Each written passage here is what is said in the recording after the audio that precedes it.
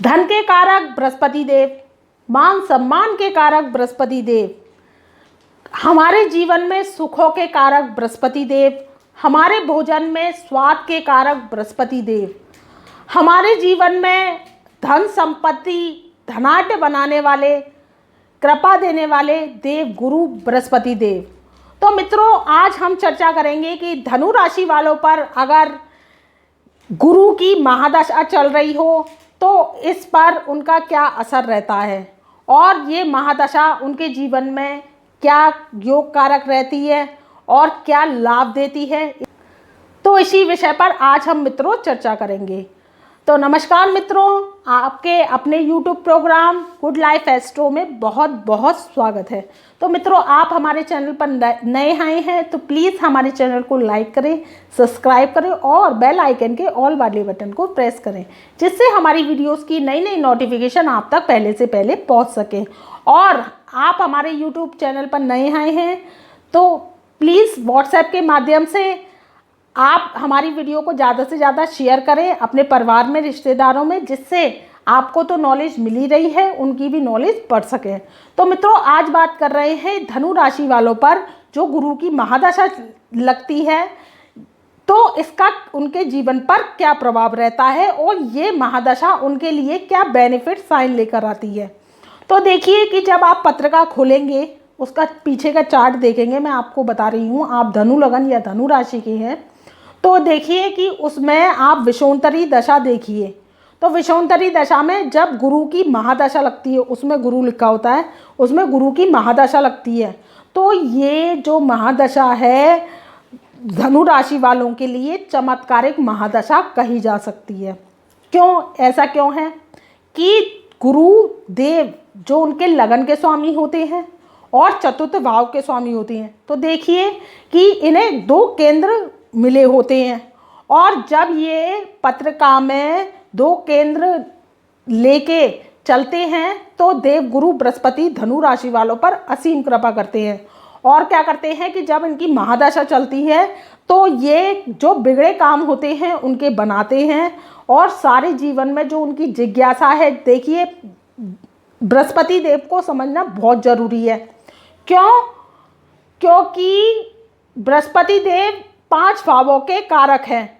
सबसे पहले तो बृहस्पति देव हमारी शिक्षा के कारक हैं, दूसरा बृहस्पति देव हमारे कुटुंब के कारक हैं, तीसरा बृहस्पति देव हमारी शिक्षा के कारक हैं, चौथा बृहस्पति देव हमारे विवाह के कारक हैं और 5वें जो कारक हैं बृहस्पति देव हमारी संतान के कारक माने जाते हैं। तो देखिए, जब देवगुरु बृहस्पति ये 5 भावों के कारक होकर हमें आशीर्वाद प्रदान करते हैं तो हमारे जीवन में ये सारी चीज़ें पूरी होती हैं और हमारी जो जिज्ञासा है मनुष्य जीवन की वो पूरी हो जाती है। देखिए, जब हमें ये 5 चीज़ें मिल जाएं तो और हमारे जीवन में ये 5 सुख आ जाए तो देखिए धन की कभी कमी नहीं रहेगी। आपके जीवन में जब परिवार होगा तो खुशियाँ आएंगी। आप शिक्षा प्राप्त कर चुके होंगे तो आप नौकरी करेंगे तो उसके ज़रिए धन आएगा। फिर क्या होगा कि आप जब विवाह करेंगे तो आपके लिए ये महादशा चल रही है धनु राशि वालों के लिए और आप विवाह के लिए निकलते हैं तो आपका जो सप्तम भाव है वो एक्टिव हो चुका होता है और जो सप्तम भाव के जरिए आप जैसे विवाह करना चाह रहे हो तो आपका विवाह निश्चित ही हो जाता है। इस बात की देवगुरु बृहस्पति ने शपथ ली है और गारंटी ली है कि विवाह करवाने का जो कार्य है वो देव गुरु बृहस्पति का ही माना जाता है। इनको मंत्रिमंडल में जो दर्जा दिया गया है वो इनको महामंत्री का दर्जा दिया गया है। और जब हम सबसे बड़ा पिंड जो देखते हैं सौरमंडल में, आकाश में, आप देखिए नेट पे भी देख सकते हैं, गूगल पे भी देख सकते हैं, तो सबसे बड़ा जो पिंड है पीले रंग का वो देव गुरु बृहस्पति का है। क्यों? क्योंकि ये दौलत, शोहरत, मान, सम्मान, प्रतिष्ठा के कारक माने जाते हैं। और जब धनु राशि में इनकी महादशा चलती है तो इन्हें लगन और केंद्र का दर्जा मिला है। तो देखिए, जब लगन और केंद्र का दर्जा मिला है तो देखिए चौथे घर में वैसे केंद्र अधिपति दोष लग जाता है किसी भी ग्रह को, लेकिन जब धनु राशि में ये बैठते हैं चौथे घर में, अगर पत्रिका आप खोलकर देखें और आप देखिए कि धनु राशि धनु लगन के हैं और चौथे भाव में आपके बृहस्पति बैठे हैं, तो वो हंस महापुरुष राजयोग लगाकर बैठे हैं। तो ये प्रॉमिस करते हैं कि जब इनकी महादशा आती है तो आपको ये पांचों जो चीज़ें हैं, शिक्षा, संतान, विवाह, कुटुंब और मान सम्मान, ये सारी चीज़ें आपको प्रॉमिस करते हैं दिलवाने की। और आपके जीवन में जो भी देखिए, चौथा घर किसका होता है कि चौथा घर, अगर आपके चौथे घर में बृहस्पति, देवगुरु बृहस्पति बैठे हैं तो आप ये मान लीजिए आपके हंस महापुरुष राजयोग लगा हुआ है। तो पहली तो आपके लिए ये शुभ समाचार है।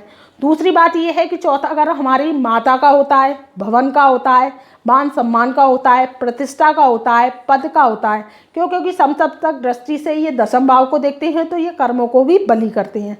तो क्या होता है कि जब ये चतुर्थ हाउस में बैठते हैं तो क्या करते हैं, इन चीज़ों की प्रॉमिस करते हैं कि जब इनकी महादशा आएगी तो देखिए, महादशा आती है तो क्या करती है कि ये चमत्कारिक उपाय देती है। और ये क्या करती है कि चौथे घर से आपकी जो माता है, तो माता की जो, जैसे आपकी माता जॉब कर रही हैं या माता व्यवसाय कर रही हैं तो उनका व्यवसाय बढ़ने लगता है।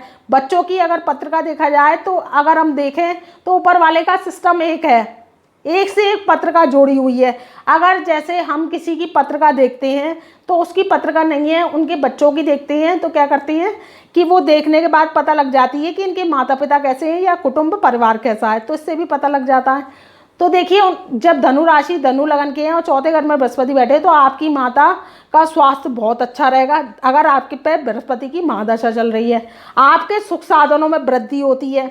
और जो आप जैसे भवन खरीदना चाहते हैं, गाड़ी खरीदना चाहते हैं, तो जब बृहस्पति की महादशा आती है और आपके बृहस्पति केंद्र अधिपति राजयोग लगा के, हंस महापुरुष राजयोग लगा के चतुर्थ स्थान में बैठे होते हैं तो ये प्रॉमिस करते हैं कि आपको ये सारी चीज़ें देंगे। क्या देंगे? गाड़ी देंगे, अच्छा भवन देंगे, अच्छा आवास देंगे। और आपकी जो माता है वो आपसे अत्यधिक प्रेम करने वाली होती हैं, तो ये प्रॉमिस करती हैं। अब ये क्या होता है कि लगन में बैठती हैं, तो लगन में बैठती हैं तो ये क्या करती है, लगन को मजबूत बनाती है। अगर देखा जाए काल पुरुष की कुंडली में जो लगन होती है वो लगन होती है सूर्य मंगल की।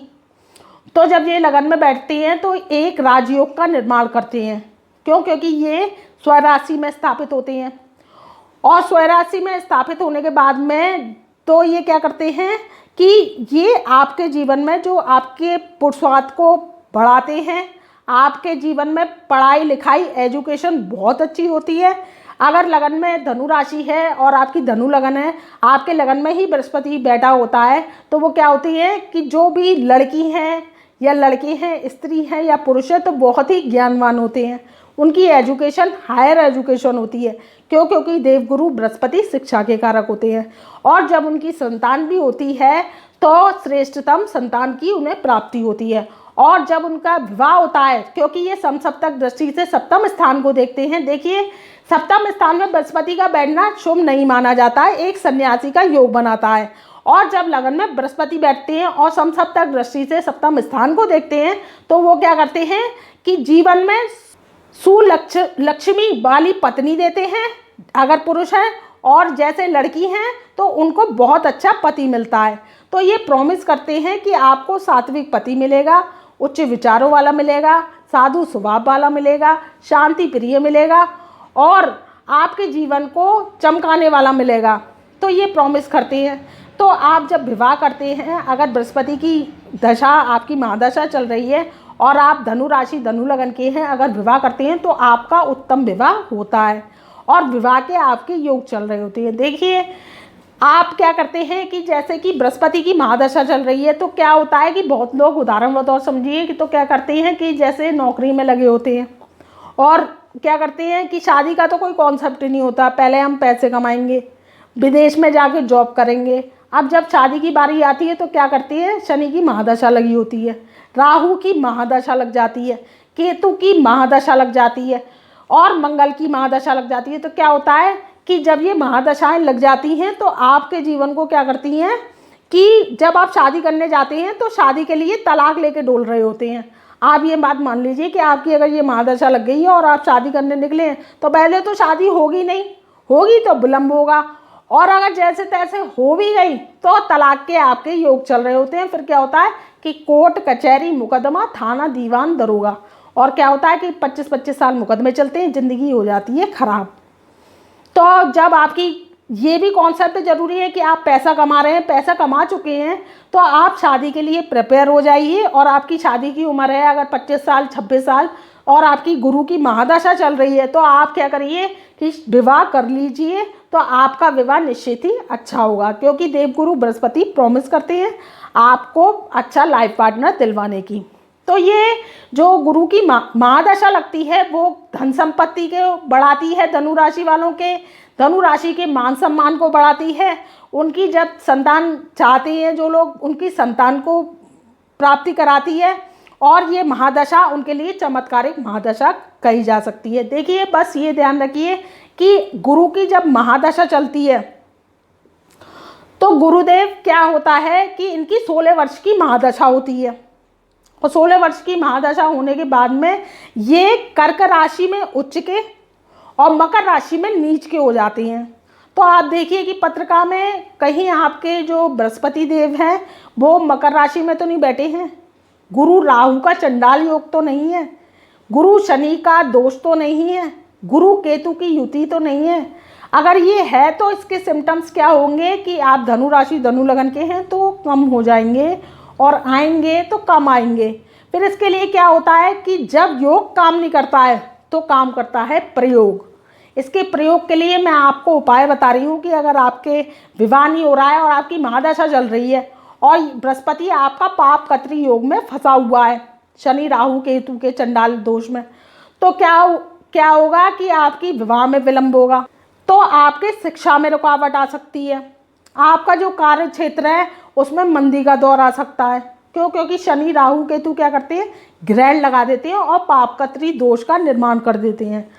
तो जब ये आप पत्रिका में देखें कि आपका गुरु कहीं भी बैठा है और ये आपके जो शनि राहु केतु के संग में युति बना रहा है, तो इसके सिम्टम्स आपकी महादशा पर कम आएंगे।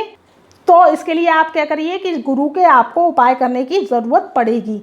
तो आप क्या करिए, पहला उपाय कि जैसे आप विवाह करना चाहते हैं और आपका विवाह नहीं हो रहा है, तो आप क्या करिए कि जो केले का वृक्ष होता है उसको बृहस्पतिवार आपको 1 बाल्टी पानी के साथ सींचना है। जो धर्मस्थल पर लगा हो या कहीं भी लगा हो केले का वृक्ष, तो आप क्या करिए कि 1 बाल्टी पानी ले जाइए और उसको बृहस्पतिवार सुबह के टाइम में सूर्य की रोशनी में आप उसको सींच के आइए। फिर आप क्या करना है, सींचने के बाद आपको उस पर घी का दीपक जलाना है और बेसन के लड्डू, जो बेसन के लड्डू होते हैं उसका भोग लगाना है। 1 लड्डू तो आपको वही रख देना है और 1 लड्डू अपने पास लेना है, 2 लड्डू ले जाने हैं और 1 लड्डू आपको साथ में लाना है और उनसे प्रार्थना करनी है कि हे भगवान बृहस्पति देव, मेरे जो विवाह में रुकावट आ रही है, मेरे जो विवाह में विलंब हो रहा है, तो मेरे विवाह को के योग बनाइए और मेरे को अच्छा लाइफ पार्टनर की प्राप्ति कराइए। अगर आप ये प्रार्थना करते हैं और ऐसा 5 बृहस्पतिवार करते हैं तो 100% ही आपके विवाह के योग बनने लगेंगे और जो आपके विवाह में रुकावट अड़चन आ रही है वो भी दूर होने लगेगी। तो पहला उपाय तो आप ये करिए। दूसरा उपाय आपको क्या करना है कि आपकी शिक्षा में रुकावट आ रही है, क्योंकि शिक्षा के कारक भी देवगुरु बृहस्पति होते हैं। तो शिक्षा के कारक जब देवगुरु बृहस्पति होते हैं तो क्या करिए कि आप जो कि भोलेनाथ का मंदिर होता है, तो भोलेनाथ के मंदिर में जाइए और 7 केलों का गुच्छा ले जाइए। टूटे केले नहीं होने चाहिए, 7 केलों का गुच्छा ले जाइए और भगवान भोलेनाथ के आगे बृहस्पतिवार के दिन उस केले के गुच्छे को रखिए और रखने के बाद में आप प्रार्थना करिए कि मेरी जो पढ़ाई में रुकावट आ रही है भगवान भोलेनाथ उसे दूर करिए और मेरे शिक्षा के योग बनाइए, मेरी शिक्षा में जो विलंब हो रहा है उसे दूर करिए, मेरी पढ़ाई में रुचि लगाइए। ऐसा प्रार्थना करने के बाद में आप क्या करिए कि उसको केले को गुच्छे को ले आइए और लेने के बाद में जो स्कूल होता है, जैसे स्कूल में बच्चे बाहर निकलते हैं, उन 7 केलों को उन बच्चों में बांट दीजिए। तो ये बांटने से आपका जो बृहस्पति है वो शुभ फल देने लगेगा और जो आपके शिक्षा संबंधी जो कार्य रुक रहे हैं, विदेश में पढ़ाई करना चाहते हैं जो बच्चे, उनकी पढ़ाई रुक रही है, तो ऐसा करने से अगर आप 5 बृहस्पतिवार करते हैं ऐसा, तो आपके काम 100% ही निश्चित पूर्ण हो जाएंगे। और आप देखिए कि ये उपाय आपको सूर्य की रोशनी में करने हैं, शाम के टाइम नहीं करने हैं, क्योंकि जब भी बृहस्पति के उपाय होते हैं वो सूर्य की प्रकाश में होते हैं, क्योंकि सूर्य और बृहस्पति परम मित्र हैं। तो दूसरा उपाय तो आपका ये रहा। अब तीसरा उपाय क्या है कि आपके कैश में, धन में, व्यवसाय में जॉब नहीं लग रही है, तो आप क्या करिए कि बृहस्पतिवार वाले दिन आप क्या करिए कि पीले फूल लीजिए, और लक्ष्मी नारायण का मंदिर होना चाहिए, पीले फूल लीजिए और गुलाब के फूल लीजिए, लक्ष्मी और नारायण का मंदिर हो, उनके चरणों में रखिए और प्रार्थना कीजिए कि भगवान मेरी जॉब लगवाइए, मेरे व्यवसाय में जो नुकसान हो रहा है उसको मेरा जो नुकसान हो रहा है उसको नुकसान को मेरा ख़त्म करवाइए। और क्या कीजिए कि भगवान से प्रार्थना कीजिए कि मेरे जो भी कार्य हैं रुक रहे हैं, रुकावटें आ रहे हैं, धन संबंधी समस्याएं आ रही हैं, उसे दूर कीजिए। अगर आप ऐसा करते हैं 5 बृहस्पतिवार या 7 बृहस्पतिवार, तो आपके 100% काम बनने लगेंगे और आपका व्यवसाय चलने लगेगा। जिनकी जॉब नहीं लग रही है उनकी जॉब लगने लगेगी, जिनके सरकारी नौकरी है वो प्रमोशन चाहते हैं उनका प्रमोशन होने लगेगा। तो आप अगर ऐसा करके आते हैं तो देखिए, आपको जो फूल ले जाने हैं उनके चरणों में रखने हैं, लक्ष्मी और नारायण के। देखिए, पीले फूल तो भगवान विष्णु के रखने हैं और जो गुलाब के फूल हैं वो माता लक्ष्मी के रखने हैं। तो ये आप अगर करते हैं और उनके चरणों को छूकर आते हैं और मस्तक से लगाते हैं तो आपके 100% ही काम बनने लगेंगे। तो मित्रों, ये था धनु राशि वालों की गुरु की महादशा का उन पर चमत्कारिक प्रभाव। तो मैं अपनी वाणी को यहीं विराम देती हूँ। तब तक के लिए मेरा प्यार भरा नमस्कार।